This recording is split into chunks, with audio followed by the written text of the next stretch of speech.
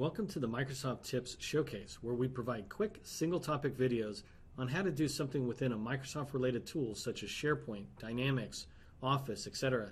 These tips are brought to you by SV MacPack, a certified veteran-owned and HubZone consulting firm supporting primarily the U.S. federal government. In support of our customers' need to maximize the value of tools they currently invest in, we started creating related videos. We hope these videos help you as well.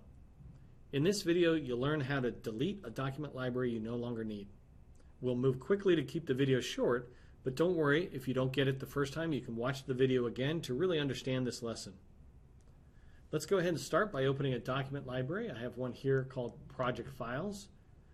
We're going to click on the Library tab, and that will open the Library ribbon.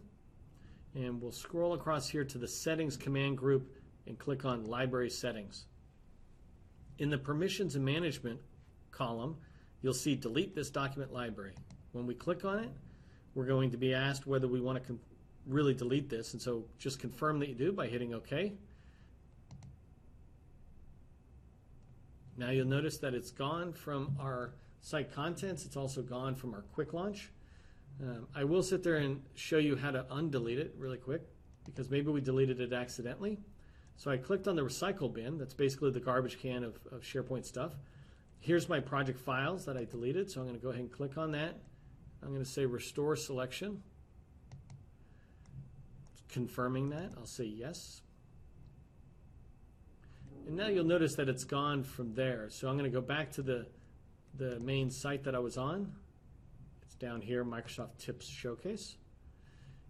One thing that you'll notice right away is it did not come back to the quick launch, so I have to click on site contents, and there it is. If I wanted it on the quick launch, I could sit there and just quickly update the navigation as you learned in other training to say display on the quick launch, save.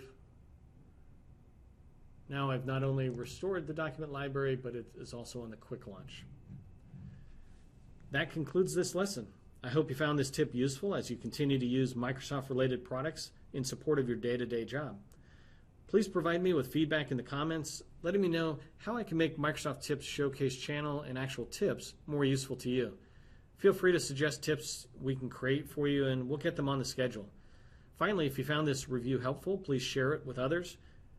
I'm your host, Neil McDonald with SV MacPack. I thank you for joining me today and hope you'll join me again for other tips.